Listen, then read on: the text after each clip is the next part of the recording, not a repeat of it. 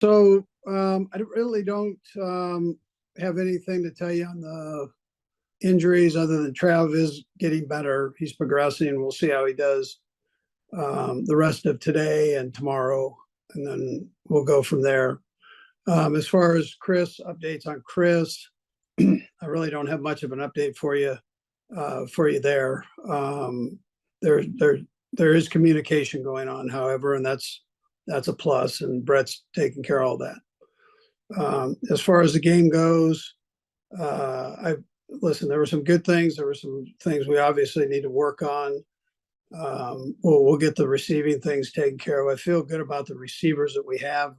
That was just I mean, we're not normally guys that drop the ball, but we did, and so that's reality. But we've got to fix that. I think we still have some talent there that they'll just keep improving as they continue to play. I've seen what they can do before, so I'm figuring we'll get that worked out. And then defensively, there were some good things. There were some real positives. The 3rd and 12 got us, but there were some positive things in there. Again, that we can work on, and there's some things that we need to clean up.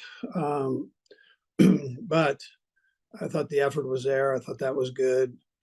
I thought for the most part the plan was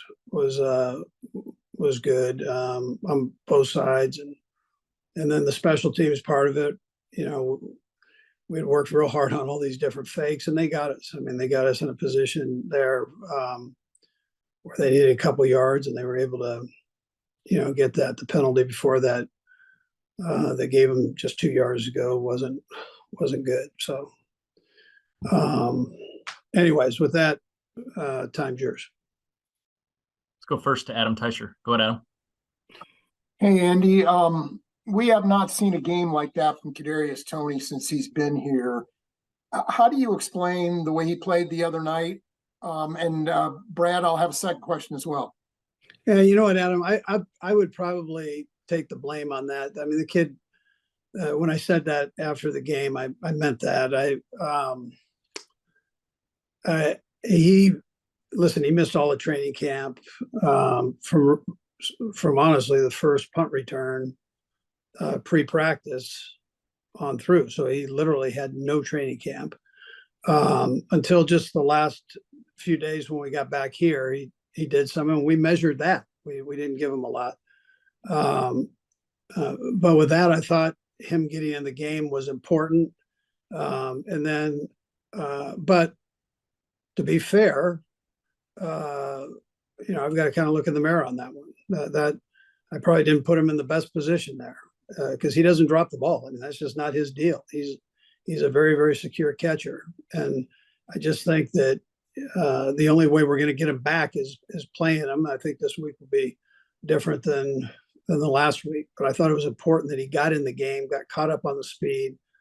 But I probably put him in bad positions, in primary positions there, and especially later in the game, he's still getting his legs back and all that bit. So. Okay. Are there things you need to do with him to kind of get him back on that path, to get him? Yeah, I think. Listen, I think he's had some time here now to keep working, which I think will benefit him. Getting in that game, I thought was an important thing. I mean, that part was important. Putting him in the positions I did, I probably shouldn't have done that.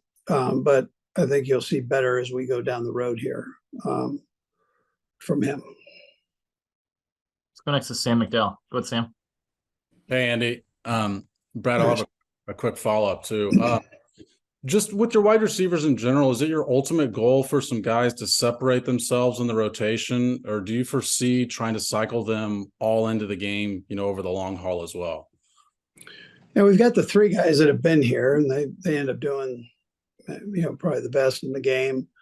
And then we've got 3 younger guys that we've got to bring along, and then you have James, who's been in a form of this, and then is really tied into the special teams too. So I think the 3 younger guys, whether it's 4, 8, 19, they're all kind of new in this and learning in games. And as much as we think Kadarius is a seasoned veteran, he hasn't really played a lot. So, but I think you'll see growth from them as we go. We'll just see how that continues to work, but eventually you'd love them all to be, where we want them. So, and then if they separate, they separate. Well, however that works, but I can't predict that part.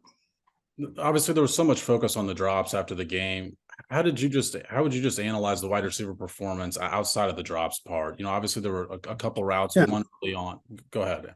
Thanks. Yeah, I think the route part was good. I just think that we've got to, for the most part, there are a couple that we've got to work on. You guys had asked me about the crossing route. We kind of goofed that up. So I mean that, but we can fix that part.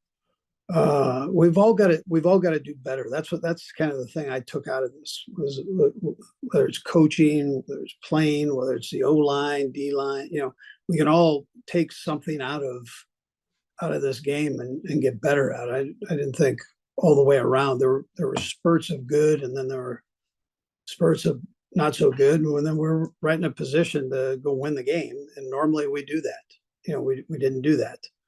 But normally we take advantage of those situations, and defense had a big play on the batted ball, and then we had a holding penalty, and we had a drop there that down the stretch that were would have put us right in position to finish it off. So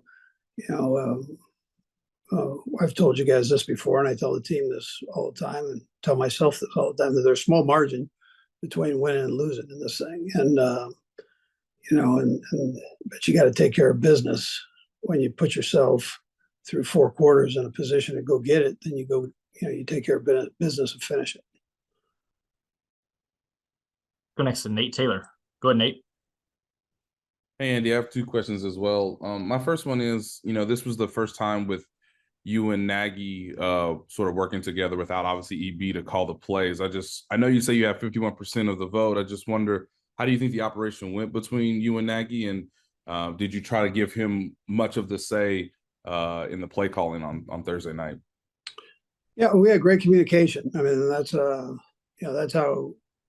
we go about it. I mean, it was just like as if EB were there. I mean, it was the same type of communication that we have during a game, and I thought that part was relatively smooth. I didn't have a problem with the way that went. Let's go next to Vahe. Go ahead, Vahe. Thanks. Hey, Andy. I'll have a follow-up too, Brad. Andy, with Kadarius, I think you used the term, the only way to get him back. And I do wonder if when somebody has a game like that, how much you feel like you might need to talk to him directly about what happened and either reassure him or just get a better understanding of what went wrong. Yeah. So normally the player knows probably better than anybody. So, but I have talked to him a couple different times. And so, we just need to keep going through the process here. It's, you got to keep playing, and the more he plays, I mean, that's just not his thing. I mean, he's not a guy that drops balls. He's got great hands. So we just got to keep working through it. And the other thing, Andy, too, is I don't know if you're aware of this, but he'd had some social media kind of, blasting Giants a little bit. And I wonder if you're aware of that and what you'd say to that, but also in general, how you deal with that kind of thing when it comes up as it does. Yeah, to be honest with you, I didn't know that. You're saying recently, I presume. Yeah. So I didn't know that. But if it is a problem, then I obviously talk to the person about it. Go next to Matt Derrick. Go ahead, Matt. Hey, Coach, I had a couple of questions about just the offensive line play, and particular first, Juwan has a really good quick first step. How does the tackle develop that as far as, getting on the quarterback's cadence and being able to get that quick first step on the outside? Yeah, so he works on that hard. He gets it pretty close at times and sometimes too fast. And so we just got to we got to make sure it's not too fast because then that obviously hurts the team. So, but he takes a lot of pride in that and works very hard at that to try to make sure that he gets off well.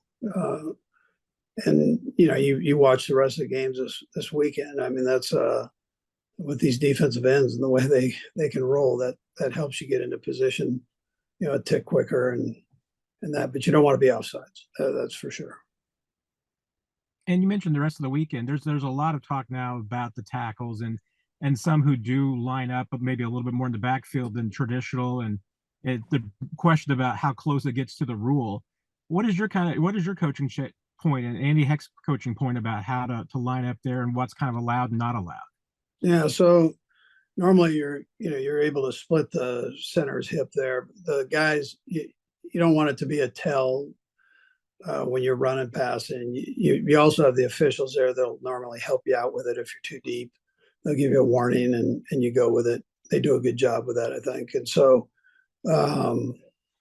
Matt, I mean, the guys are all trying to get every advantage they can. This has been a life since the passing game came into fruition. That's been one of the things that tackles do. I mean, that's been around for a long time, and then you just have to make sure that you don't take advantage of it and get yourself either too deep or leave off the snap too quick. Let's go next to Pete Sweeney. Go ahead, Pete. Coach, wanted to ask you about a specific part of your game study. What did you make of the run blocking, and how reasonable is it to think week to week that can be improved heading into the next game? Yeah, we can always do better. So, and we need to. We need to do better there, and so we'll get that. We'll get that taken care of. That's a good group up front there. So that, but we've got to clean up some things too. We'll go last three: Seren, Nick, and Matt. Go ahead, Seren. And Brad, I'll have a follow-up if I could. Coach, I know the short yardage has been a bugaboo at times, and the play kind of got blown up this last time. Just on that play specifically, it didn't. I mean, there was a breakdown everywhere, right? It wasn't just one guy. Is that a result of not enough reps with it? Is it what kind of went into that breaking down? Yeah, we've been practicing it. They got us from inside, and so if you're gonna, normally if there's gonna be a breakdown, you're thinking off the edge or something, but definitely not inside. You want to have the guy to be able to dart inside if he needs to, and whether it's the B gap or C gap. But we just overset that thing a little too far, so can't do that. I mean that. Then would you? Yeah. I'm sorry, Coach. I didn't mean to interrupt you. I apologize. No, that's a simple part. Yeah. Yeah. Would you, is putting Blaine Gabbert in to run short yardage? Is that, I know there've been a couple of quarterbacks and other teams that the backup has kind of been that specialty guy. He's a bigger guy. Would you consider, I'll tell you what's crazy is when you play these Thursday games, then you get to see all these other games, and QB sneaks didn't look too good yesterday, honestly. So we'll go back and, we're going to figure it out here. I mean, that's what we do. I mean, we try to make sure we get this covered, but we've got to do better. I mean, it's just a better thing that we've got to take care of. Last two, we'll go Nick and then Matt. Go ahead, Nick.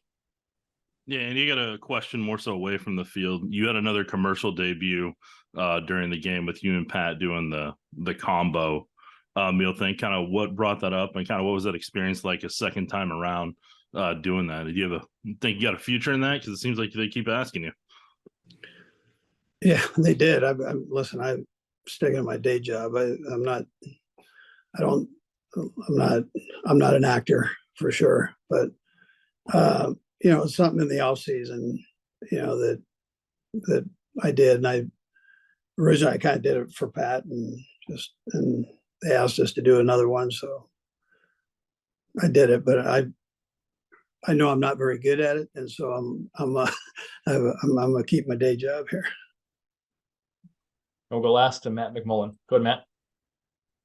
Hey, Coach. It seemed like Rasheed had a really good feel for space on his touchdown catch. I'm just curious, when you look at the tape, what you saw from that play.